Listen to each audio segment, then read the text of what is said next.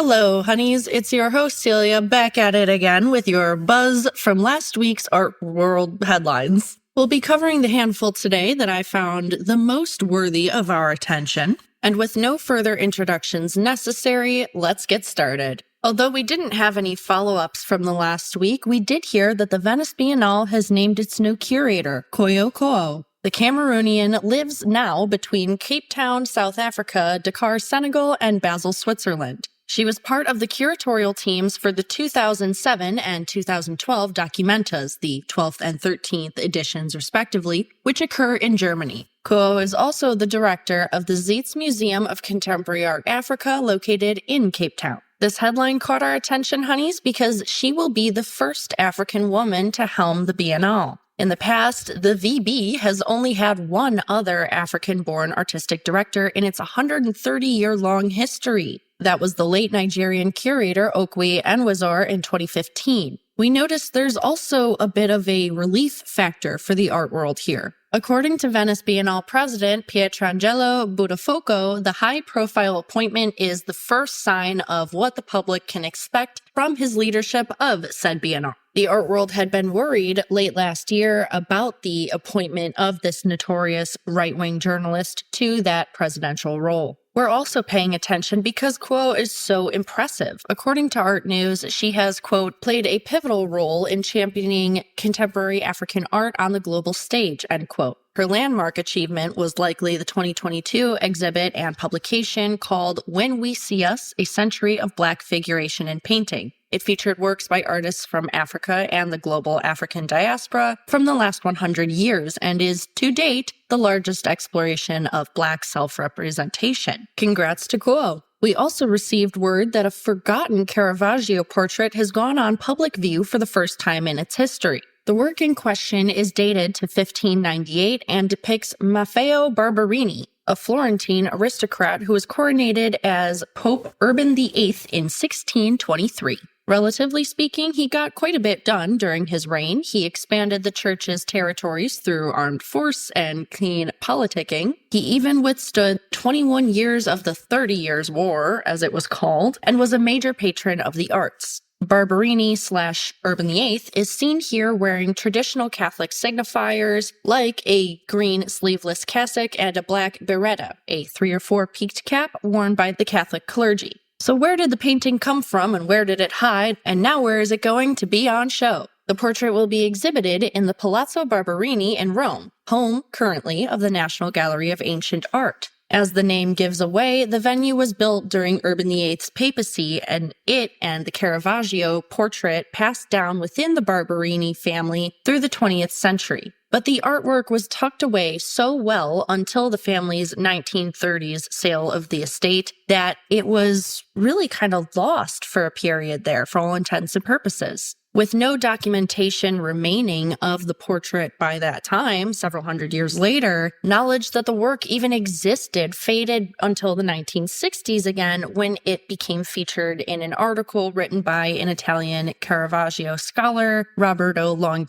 Fast forward a few decades, and here we are with our public display. A more serious announcement from the last week as well. The CalArts staff and faculty have moved to unionize. On December 3rd, some faculty and staff members hand-delivered a letter signed by 64 employees to the office of President Ravi Rajan, stating their intent to unionize with the confirmed backing of 75% of the staff. As for why CalArts workers want this union and why now, we can look to a quote from Rodrigo Arruda, an assistant director in admissions at CalArts. He said, quote, "Too many of us struggle with low pay, unstable benefits, and a lack of job security. Our salaries are stagnant, our workloads are increasing, and we have no meaningful recourse in cases of harassment and discrimination," end quote. The new entity, the group behind this unionizing plan, is being referred to as CalArts United Auto Workers. They have planned to hold off on filing for a union election with the National Labor Relations Board, or NLRB, until a supermajority of staff were in support of unionizing, and now a supermajority is.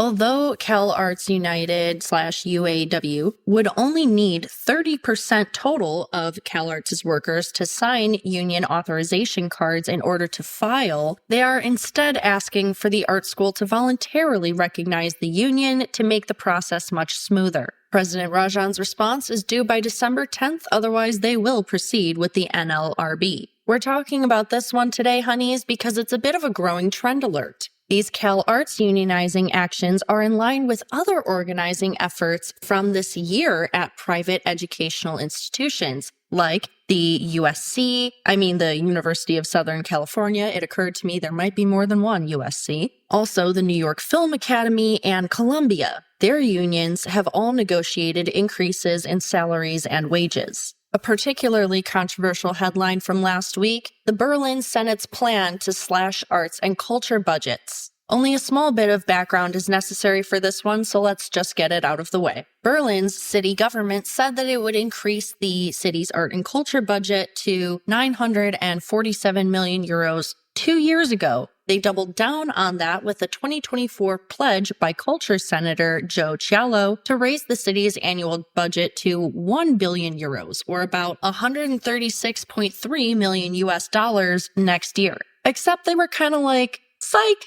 New plans now will cut the cultural budget instead by 130 million euros, which is about a 13% total reduction. The proposed reduced budget has sparked a wave of opposition from the city's culture and arts workers. More than 450 publicly funded institutions, including galleries, theaters, and music venues, are planning to seriously reduce operations in light of this news. Multiple larger groups representing Berlin culture and arts organizations warned that the reduction could lead to closures and mass layoffs and generally lead to long-term destabilization of the German city's arts infrastructure. For example, the Berlin Museums Association expressed immediate concerns surrounding museums' abilities to facilitate planned programming and exhibitions. They also noted that there's going to be increased job security and financial implications for sectors like conservation, preservation, and education. In a real-time example of the consequences of this sort of cut, a program called Free Museum Sundays, which is considered a critical cultural resource for accessibility with over 80 participating institutions, is one of several gutted programs after the funding was pulled for its overseeing organizer, Culture Project Berlin.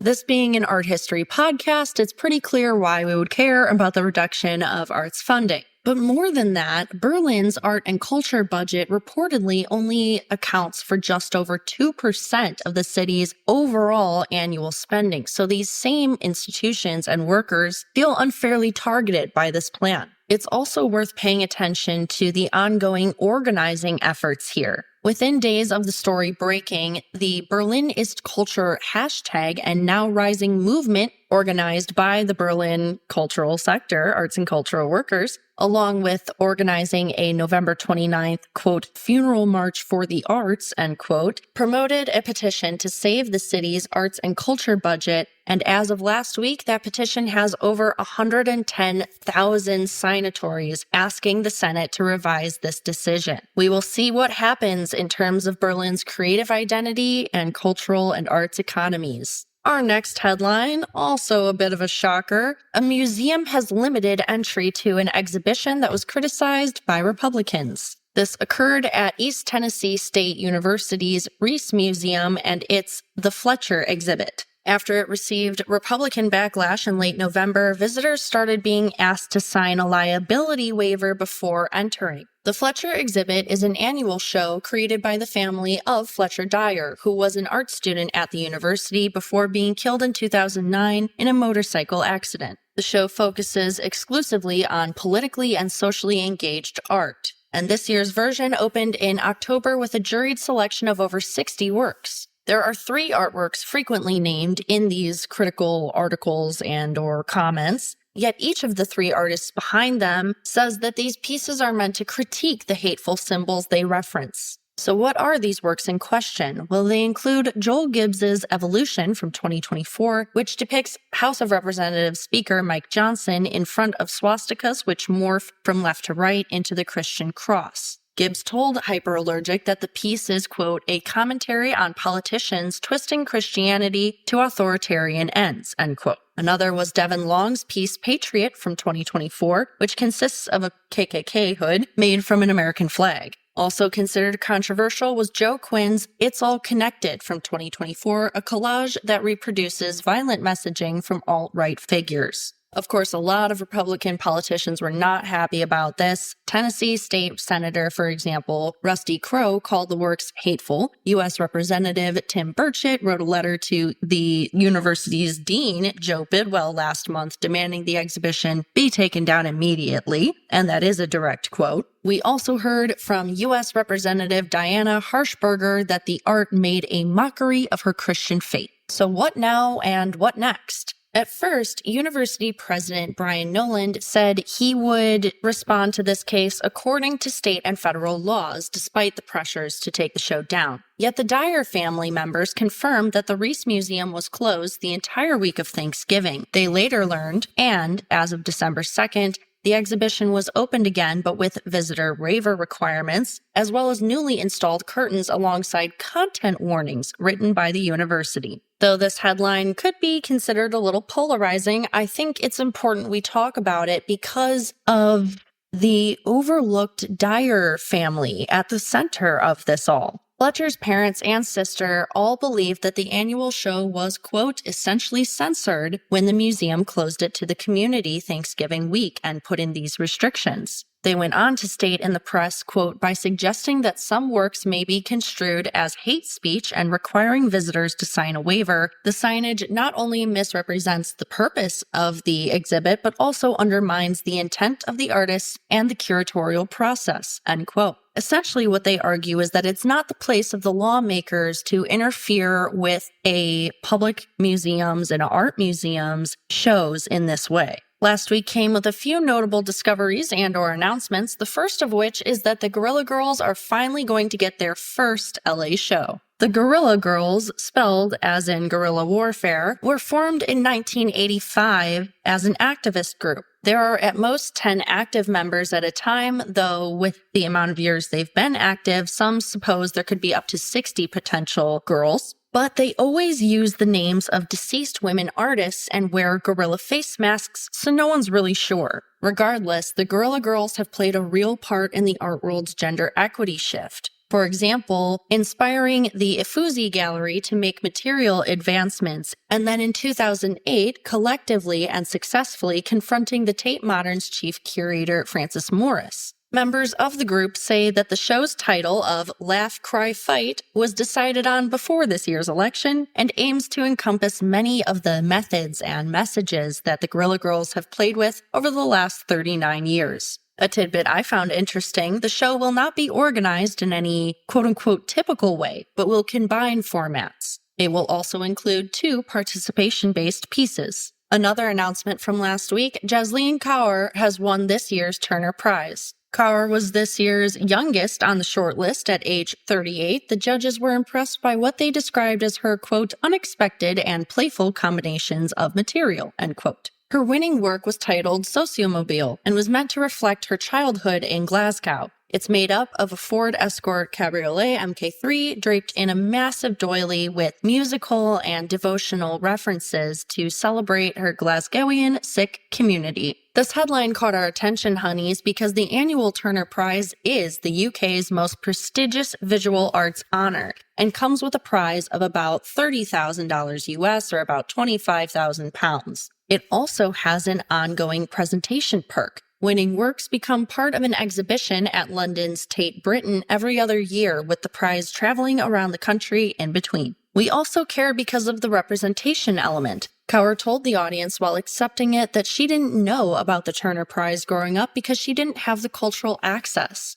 She stated during her speech, quote, I have had so many messages today from people from the local Sikh community and from folks that I grew up with. Something like this that is so visible means a lot to a lot of different people, end quote. Congratulations, Ms. Kaur. And our final headline for the week, a little bit of a left field one, or maybe I should say out of this world, as a crater on Mercury has been named after the sculptor Ruth Asawa. The beloved modernist sculptor was best known for her biomorphic looped wire sculptures with these repetitive, enveloping structures which were often suspended in the air. She was also known for her arts education activism. On November 14th, the International Astronomical Union named a crater on Mercury after the late artist. You may be asking why we're talking about a beginning of November story in the beginning of December, and that's because, as our sources note, the news was not properly seeing the hype it deserved until after the American curator and art writer Helen Molesworth, a contributor to a major book about Ruth Asawa and her life's work, included it in an Instagram post earlier this week.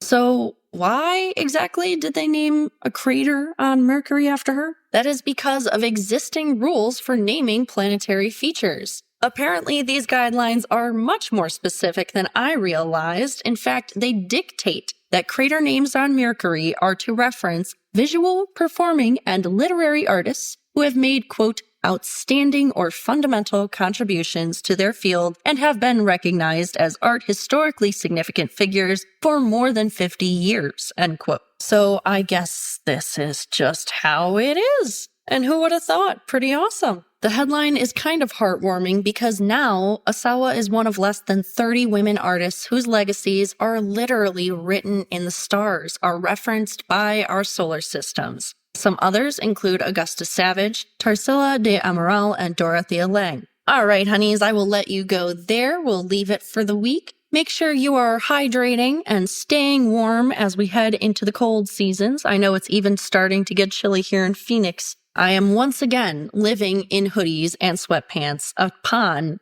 hoodies and sweatpants. Regardless, be sure to tune in next week for our Beesness. Be sure to tune in the week after that for our next full-length episode, and we will talk soon. This podcast is produced, created, hosted, formerly edited, and fact-checked by master's degree holder Celia Bugno. Chris Meinhold is responsible for our editing, mixing, and our intro and outro music. Special thanks to him for that. And as always, remember to like, subscribe, share, comment, so on all your favorite listening as well as social media channels.